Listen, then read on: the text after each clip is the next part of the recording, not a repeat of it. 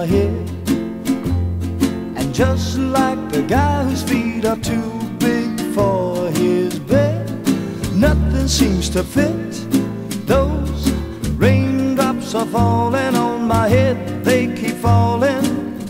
So I just did me some talking to the sun, and I said I didn't like the way he got things done, sleeping on the job.